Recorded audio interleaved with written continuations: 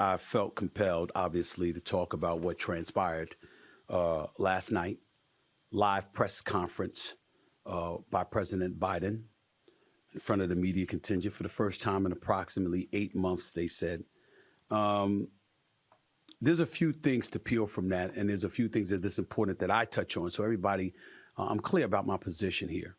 Under no circumstances do I want to come across as disrespectful to the president. Obviously, conservatives have a different tilt, but if you're a liberal, if you're a progressive, if you're a Democrat, you believe that there's an abundance of things that he has done pretty well. And as a result of that, you're happy with his presidency. And as you hear Democrats speaking about him, even the one, I think the number is to 17 now, who believes, as I do, that he should step down, he should step away, and he should pave the way for Vice President Kamala Harris to run against GOP, the presumptive GOP nominee, Donald Trump.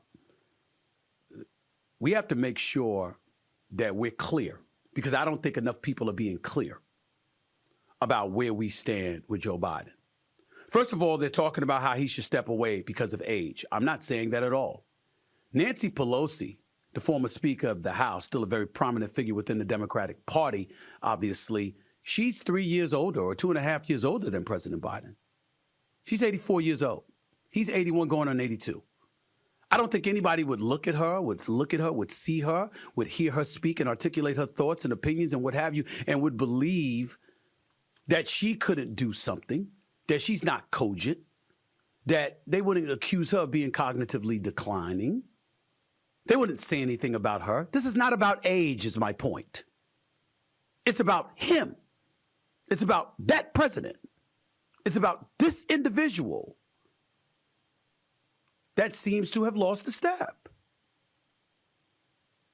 It's that simple. And when people bring up his record over the last 4 years, ladies and gentlemen, we're not talking about that. I don't think he's done a bad job. Some people, obviously on the right, believe adamantly he's done a horrible job. They'll point to inflation. They'll point to the borders. I look at the economy. I look at our job rate. I look at the fact that there's a lot of things going on in a very positive way. I look at the fact that there's an elevated level of civility that appears to be in our politics different than what it was the previous 4 years before he arrived in office. Could I be wrong about that? And some people say, sure. It's a matter of opinion. But the point is, there are a lot of people on the Democratic side who believe that when you look at this guy, that there's a lot to be proud of as it pertains to his presidency. And that is their argument. They are wrong. It's not about what he did for the last 4 years.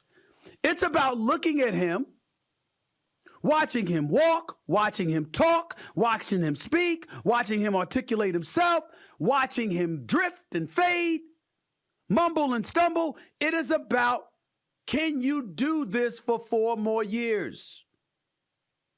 At some point in time, that's what we have to get back to. See, I'm used to this because people do it in sports all the time, not just politics. Evade, deflect, veer off to some other point that you're not even making. Nobody, even folks on the right, barely talk about what he's done for 4 years. They're talking about him for the next 4 years. He's 81 years of age. He's going to be 82. But there is clear decline here. I'm not going to speculate about the people that talk about him and what they say from a medical perspective. I'm not a doctor, and I'm not going to be irresponsible, and I'm not going to be unfair to our president. What I'm saying to the president of the United States, which happens to be Joe Biden at this particular moment in time, is, my man, you would actually sit there, not just your press conference yesterday, but when you sat down with George Stephanopoulos, who was caught on tape saying that you shouldn't run for 4 more years. You got at least 17 Democrats that's on the record saying you should step away from the race.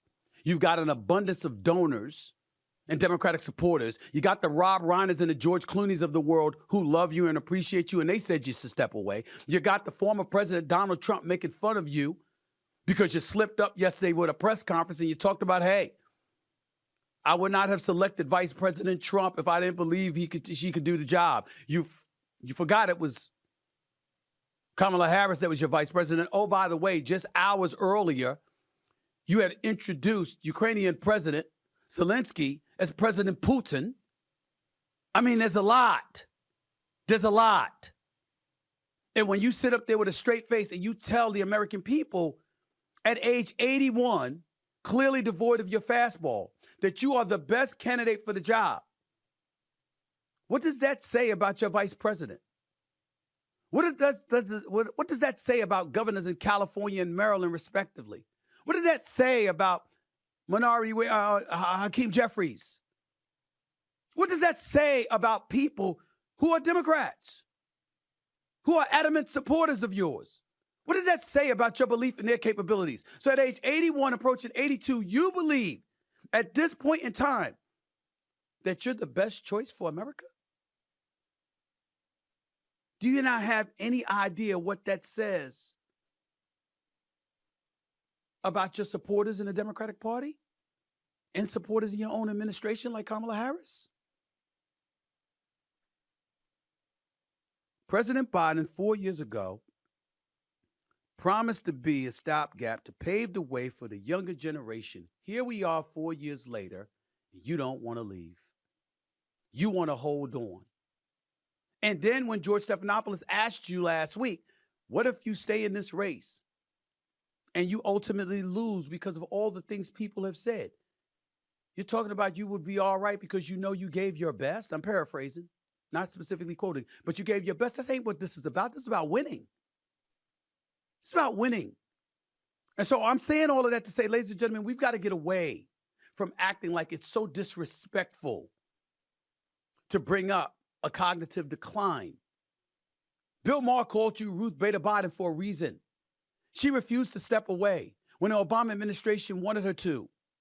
She refused to step away, thinking that Hillary was going to beat Trump. Hillary Rodham Clinton was going to beat Trump. She was wrong. And instead of there being a 5-4 majority in the Supreme Court, it's now what seemingly appears to be an insurmountable 6-3 advantage on the side of the conservatives because Ruth Bader Ginsburg refused to step away. Age and health was against her. People are speculating age and health is against Biden. You know the backdrop. And we won't even get into the Democratic Party and how the Democratic Party didn't have a primary. You didn't put people up against them. You gave them a clear sailing path to the Democratic nomination. This notion that, oh, it's this person's turn or it's that person's turn. That's not thinking about the American people. That's thinking about you as a party. That's thinking about him as an individual.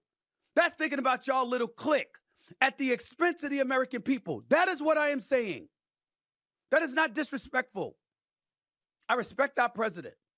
I'm not uttering a disrespectful syllable. But I'm going to say this because somebody got to say it, so I'm going to say it. If that was my father, if that was my husband, if that was my husband, as in Jill Biden, if I was a member of the cabinet, if I was a close friend, there's no way I would let him go out there like that. What the hell is going on? That's all I'm saying. In the eyes of tens of millions of people, our president has done a phenomenal job. In their eyes. Me, some things I like, some things I don't. Conservatives, hell no, they ain't trying to hear that. This is not about the job he's done. This is not about the human being that people swear he is. A conscientious, good person, et cetera, et cetera. This is not about that. This is about looking at him, listening to him, hearing him, watching him, and saying, can he give us 4 more years? The answer appears to be no. Which begs the question, are you supportive of him because you believe he can give you 4 more years?